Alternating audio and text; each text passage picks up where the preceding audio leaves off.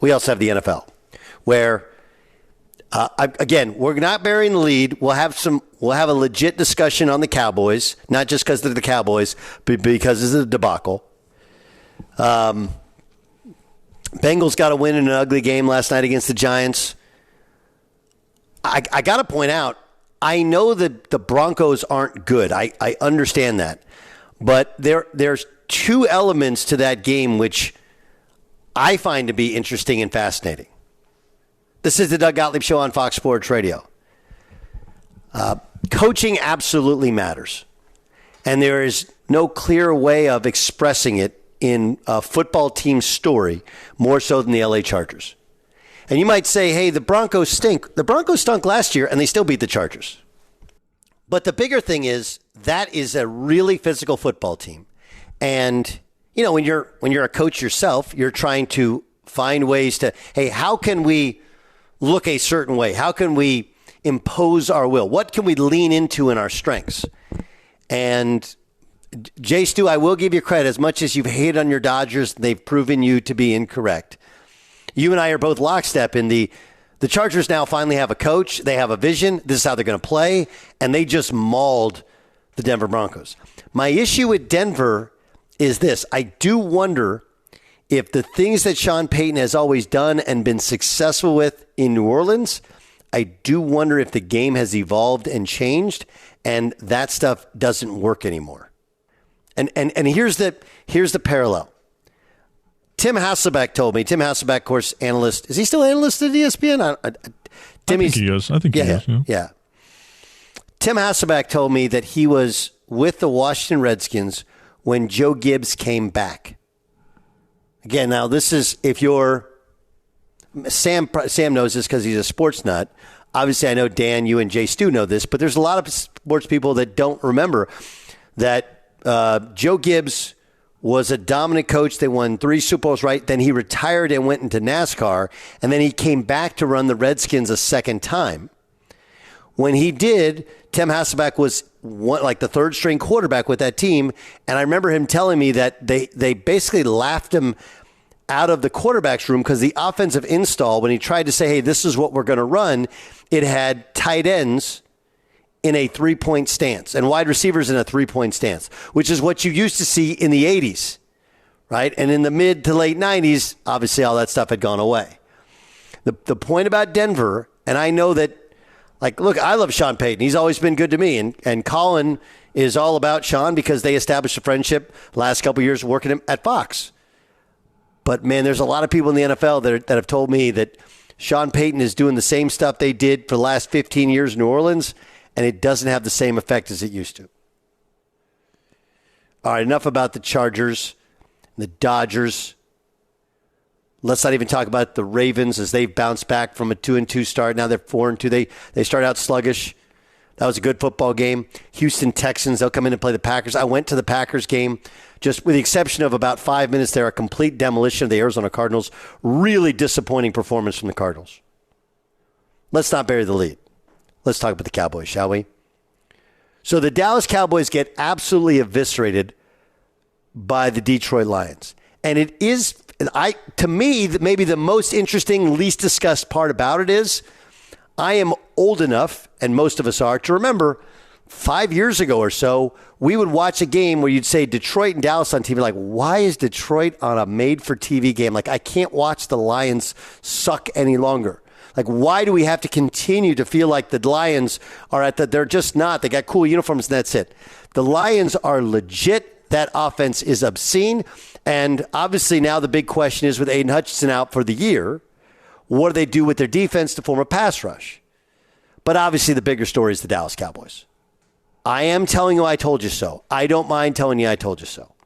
And I don't put all of it, or maybe even most of it, at the feet of Mike McCarthy. Like, Mike McCarthy was a good coach for a long time. He's done a really good job with the Cowboys. But my point was always, hey, their issue is big games. Their issue is playoff games over the past 2 years. 2 years ago, Niners. Last year, Packers. And then you look this year, it's been the big games where the Cowboys have shown up the least. This was after last season. Belichick fired. This is January 16th of this year. Okay, so if you were going to ask me, what would you do? Well, this is an easy one to me. I fire Mike McCarthy. I hire Bill Belichick. Listen, is there an issue with fit? Sure. Is there an issue with egos? Okay, fine. All of that stuff. But if you want the best outcome, you hire the best. 4 straight home games, including a playoff game, where they have been behind by 15 or more points at halftime. That's an NFL first. The Cowboys have allowed 167 points in their last 4 home games. That's the third most over a 4-game span in NFL history. Now, I understand that many people, Jay Stu, you're one that's pointed out that the Cowboys have been all in, yet they didn't make many moves in the offseason. My point would be, what they meant by all in is, hey, we were close last year. They thought we just had a bad game. Hey, Dak threw a couple picks. We just had a bad game. We just run it back. We'll be better. And the reality is that you lost Dan Quinn, who was absolutely a star as a defensive coordinator, right? He didn't recreate the Legion of Boom he created when he was in Seattle, but the defense had been the story of the past 2 years, and specifically taking the football away. And what jumps out at you is, once again, Dak Prescott with 2 interceptions in a big game. And then you have the Dak Prescott, hey, this was the last year of his contract, and yet all they did was acquiesce, extended him huge money to all these guys. And here we are yet again. I don't actually even think that what happens is, when the Cowboys lose, Cowboys under chief, everybody wants to point to Jerry Jones, 82-year-old owner / GM. He's not good enough. But again, ask people around the league. No one says the Cowboys don't have good enough players.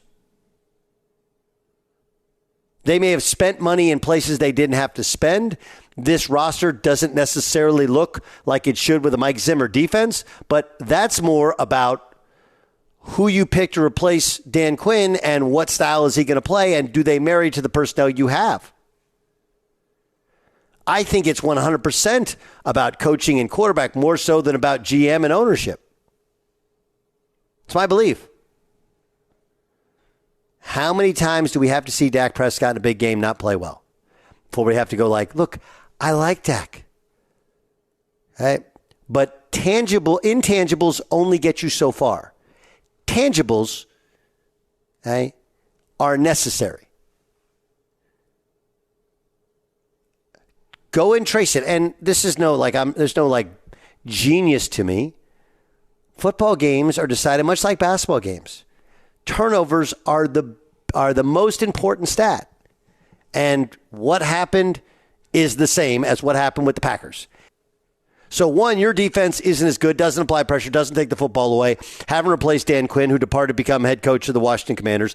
And 2, how many times are we going to sit here and go like, Dak's not that good, doesn't make the right decisions, turn the football over, and unable to keep pace with a track meet?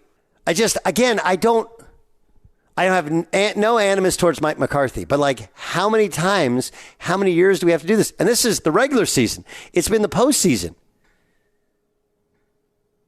I just thought the Belichick thing was the right marriage. It was the right marriage. But again, maybe you're moving around the deck chairs of the Titanic because Dak's not good enough at the end of the day, because the defense is not going to be good enough, especially once you lost the architect of that defense. There is, and I would give Mike Zimmer a little bit of a pass on it from this standpoint. The new defensive coordinator taking over for the old defense coordinator. Everybody thinks Zimmer's good, right? Nobody thinks, I don't know how good a head coach he is. He's a guy that can be rough around the edges, but as a DC, he's really good. But this is going to somebody's house and trying to learn to use their remote control. Trying to learn to use their remote control. It's really, really hard till you get your own remote.